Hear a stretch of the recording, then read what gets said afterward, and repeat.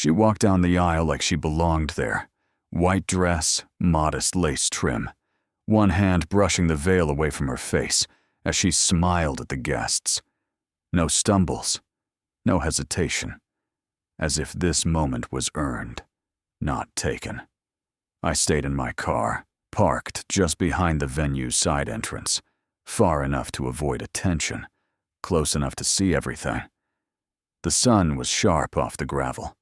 My window was cracked open. The engine was off. I didn't come to stop the wedding. I came to witness it. My name is Lucas Rayner. I'm 41. I work in infrastructure audits, bridges, highways, high-rise permits.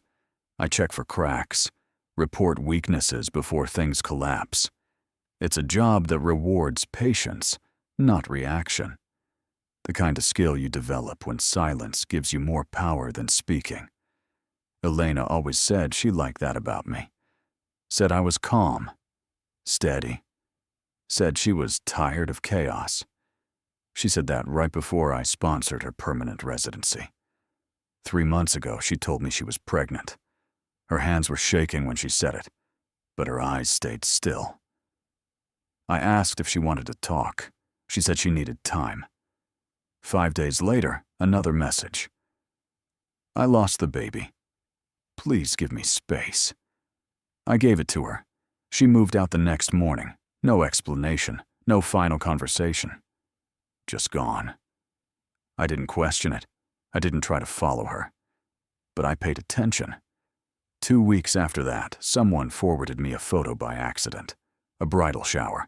Elena, smiling, hand raised, showing off a ring. The caption said, "To the future Mrs. Stanton." It wasn't a mistake. It was a reveal. I ran a record search. Our marriage, still active. No filings. No termination notice. Her name was still tied to my green card sponsorship. Then I dug deeper. Before me, there had been someone else. A marriage abroad. Brazil. No annulment. Still valid. She wasn't marrying a second man. She was marrying a third. I didn't scream. I didn't call her. I didn't warn anyone. I started documenting. A digital folder. Clean. Factual. Marriage certificate. Visa confirmation. That photo of her in white. I didn't need confrontation. I needed clarity. As she reached the altar, she smiled like she'd earned the moment. Her bouquet trembled slightly in the wind. The man beside her didn't know. But I did. And I wasn't here for closure. I was here to finish something. Quietly. Precisely. Permanently. She told me her name was Elena Duarte. We met at a zoning dispute hearing. She was there translating for a friend whose business had been flagged for operating without permits. I was there on behalf of the city. She wore a navy blouse, hair pulled back, no makeup. She asked intelligent questions, didn't flirt, didn't linger. That's what caught my attention. She asked if I liked what I did. I told her it wasn't about liking. It was about precision. About not being the person who misses a bolt before a walkway gives way. She said she liked that. That she liked people who didn't talk just to fill silence. We exchanged numbers under the pretense of her needing clarification on a follow-up citation. She never asked about it again. Instead, she invited me to lunch the next week. Said she wanted to thank me for how I handled her friend's case. From there, it was steady. We didn't rush. We didn't argue. We didn't overshare. She'd listen more than she spoke. I filled in the blanks because I thought she was just private. Thought she'd been through something. She said she'd come to the US on a student visa, but never finished the program. She said her ex was controlling, that she left without her belongings, that she didn't trust easily. I believed her.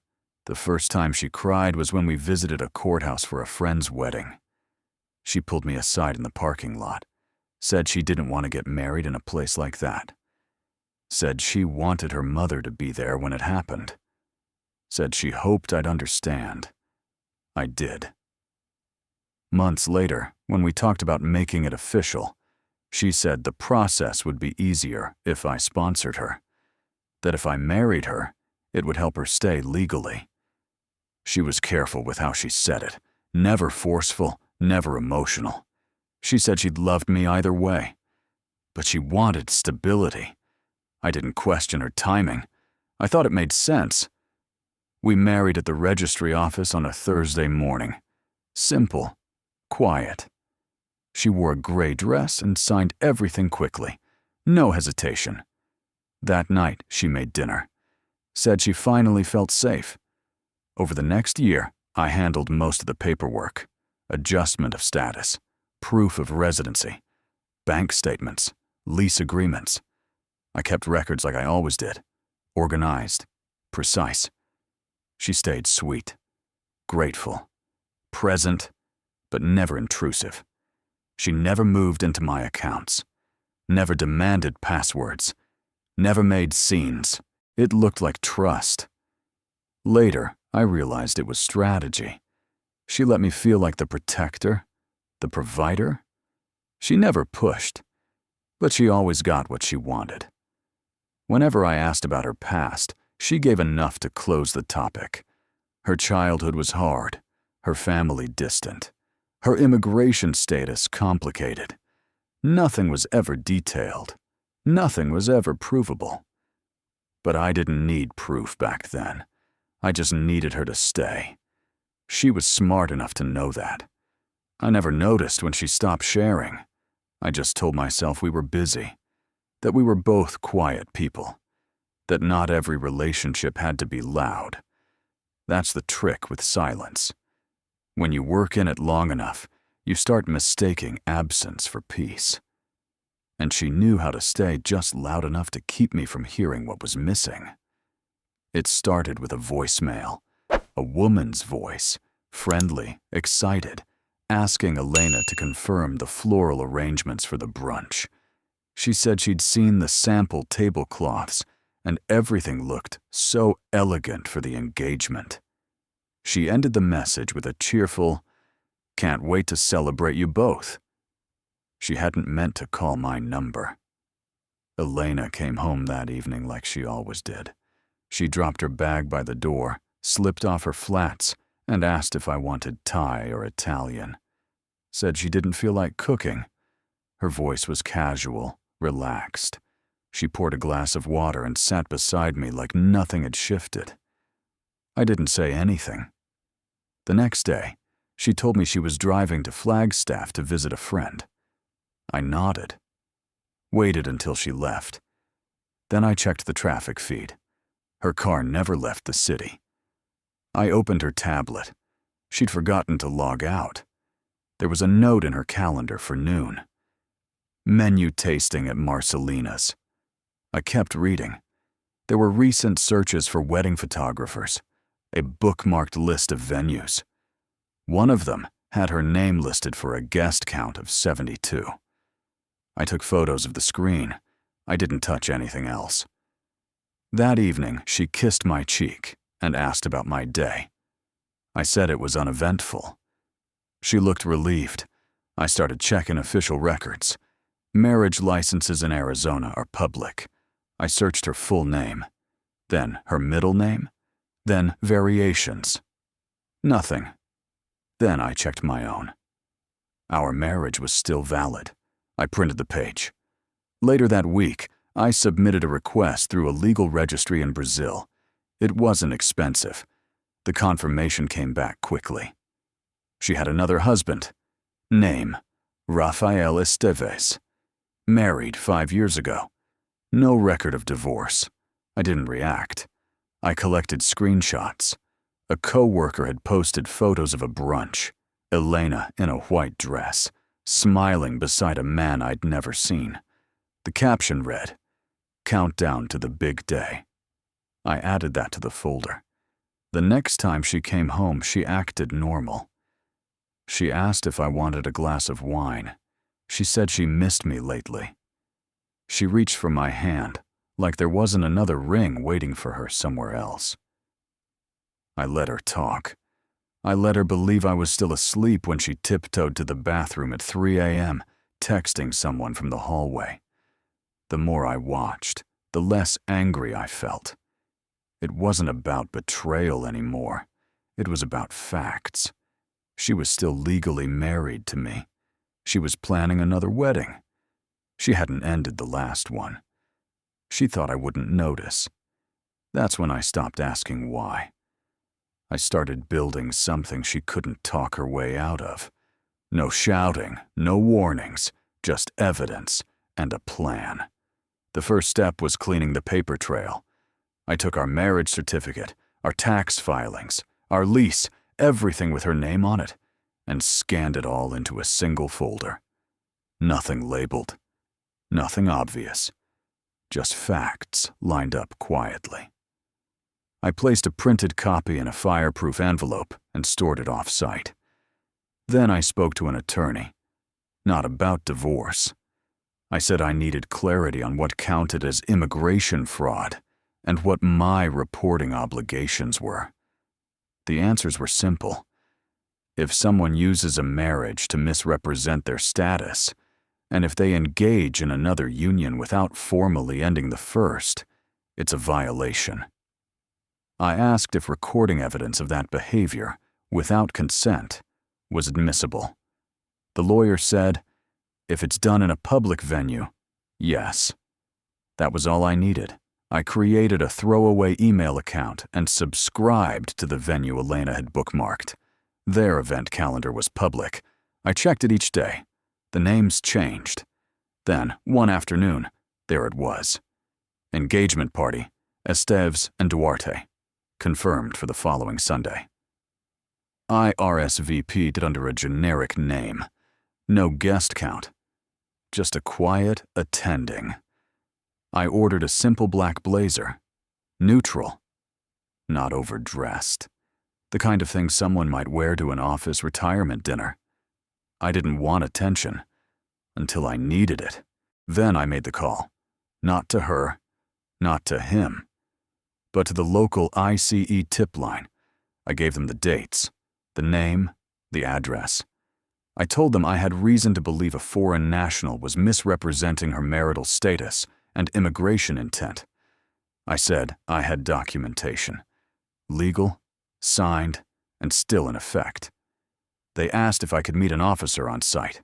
I said no. I'd deliver what they needed on paper before the event. And I did. I made a packet with everything. Copies of the marriage license, the visa paperwork, the active lease, a printed version of her second wedding RSVP, and the brunch photos. I added a handwritten note. Let her speak. She'll prove the rest herself. I dropped it off at their field office and walked out without leaving my name. That Saturday, Elena stayed home. Said she wasn't feeling well. She spent most of the day texting from the couch, swiping through Pinterest boards, humming to herself. She didn't ask why I wasn't curious. I let her feel safe. The next morning, she left early. White dress in a dry cleaner's sleeve. Heels in a small carry tote. She kissed me goodbye like it was any other Sunday. I told her to have fun. An hour later, I parked a block from the venue. It was a small hall near the botanical gardens, big enough for a private event, small enough for sound to carry. I waited until the room looked full. Then I walked in. No one stopped me. The room was lit in soft golds and creams. A long buffet table lined the wall, white chairs, string music. Her fiancé stood near the front, holding a champagne flute. I recognized him from the brunch photo. Clean cut. Naive. Elena stood beside him until she saw me. Her face dropped, then froze into something polite. She walked over, confused, but calm. She asked what I was doing there. I said I came to congratulate the couple. I pulled the folder from my coat. Nothing dramatic, just movement. I handed it to her and said, "You forgot this." She flipped through the first pages. Her face drained. She opened her mouth, closed it. The room went quiet. Then I turned to the man beside her. "You might want to look at page 3, I said. He opened it. Marriage certificate, her name, my signature. Then page 4, our current lease. Then page 5, her photo from the brunch. I didn't raise my voice. She did. She said I was lying, that it wasn't real, that this was a mistake. Then someone stepped forward, a man in a dark jacket, then another. They asked to speak with her privately. I walked out before they finished the sentence. I didn't look back. I walked out into the sunlight like it was any other day. No one followed. No one called my name. No one stopped me in the parking lot to ask if it was true. Because it didn't matter whether it was true. It was visible. And that was enough. By the time I got home, her suitcase was already half gone. I knew she wouldn't come back for the rest. She couldn't afford to. I sat on the couch. I turned the television on for noise. I didn't watch it. 2 hours later, a number I didn't recognize lit up my screen. I let it ring. They left a voicemail. An officer from Immigration Enforcement confirmed that Elena Duarte had been placed on hold for further review.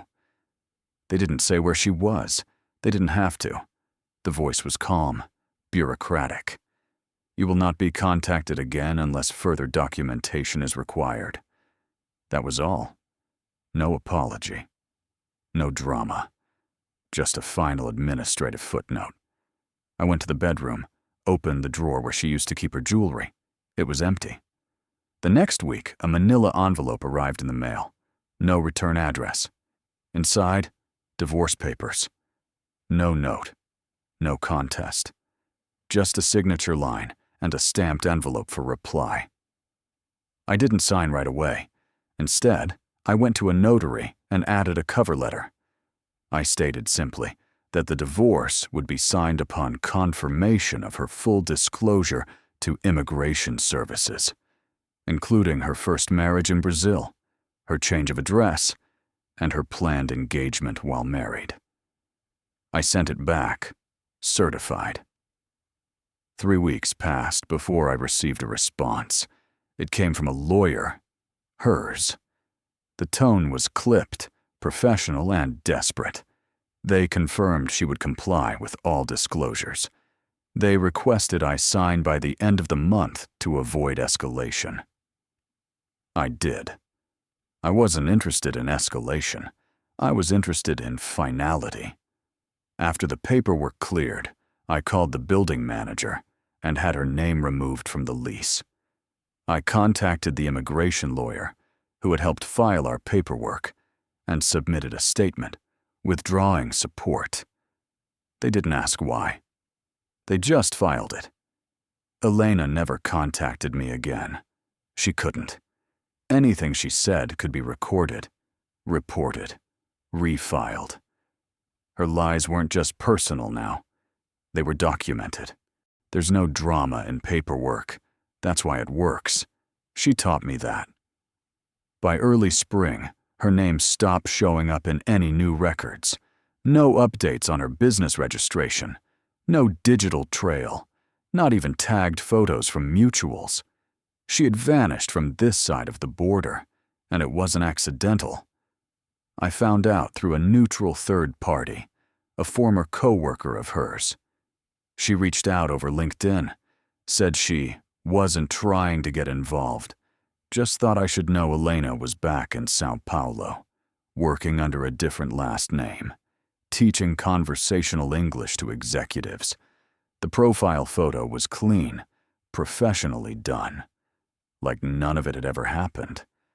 But I knew what wasn't in the photo. No travel clearance, no visa eligibility, no path to return. She hadn't been deported. That would have left a visible record.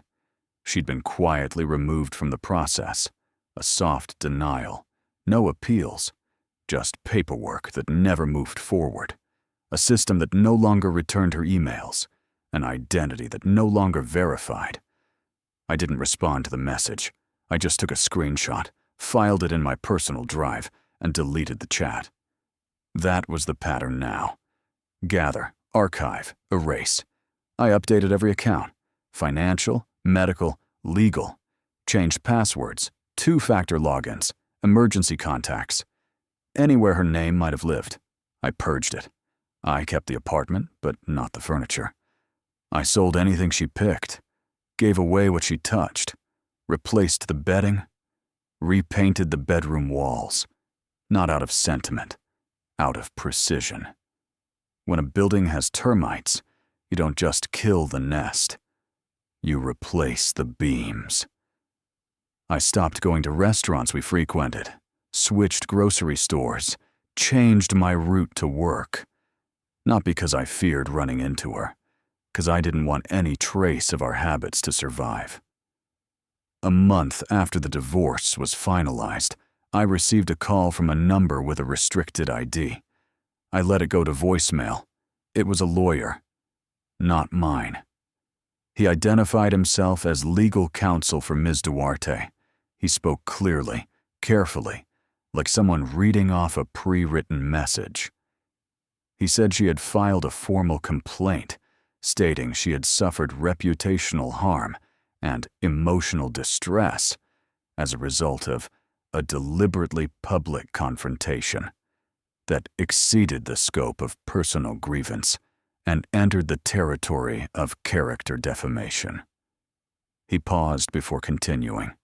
Then he said, "She is seeking a resolution outside of court." I didn't return the call. I didn't threaten counteraction. I sent back one email, through my own counsel, containing 3 attachments: our legally recognized marriage license, a signed affidavit confirming no legal separation at the time of her second engagement, and a certified copy of her original visa sponsorship packet. There was no commentary, no narrative, just 3 facts. That ended the matter. No lawsuit followed, no second email, no arbitration request. She understood, finally, that I wasn't a man who needed to raise his voice to end something. I'd already ended it. Months passed. Summer arrived. I cleared out the last of the old documents, shredded what didn't need to be kept, boxed up a few files just in case I ever needed to prove what had happened. Not emotionally, but legally.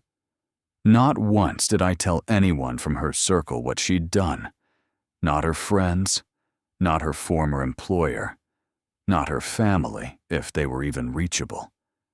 I let them decide what parts of her story to believe. People like her always rewrite the ending anyway. But this one didn't need to be rewritten.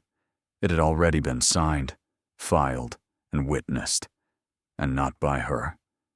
By me. I don't talk about her now. Not because it hurts, because it doesn't matter. Some people leave damage, others leave paperwork. Elena left both. But only one held up in court. I never needed closure from her. That's a myth people invent to make endings feel mutual. I wasn't interested in her apology. I wasn't looking for her explanation. I wasn't trying to understand why she did it. She married me for a document. She lied because she thought I'd stay quiet. She planned another life while standing in the middle of mine. There's nothing to understand. She thought the silence meant permission. She didn't realize it was surveillance. What I remember most isn't the betrayal. It's the calm. The way my hand didn't shake when I gave the folder to the officer. The way I didn't flinch when she yelled at the engagement party. The way I watched her disappear from my lease, from my inbox, from my legal records. One removal at a time. Now, I sleep in a place where nothing has her name on it. There's no picture frame with her in it. No coffee mug she bought. No email thread with her voice. There's nothing to forgive because I don't keep any part of her. Just the space where she isn't. And that's enough.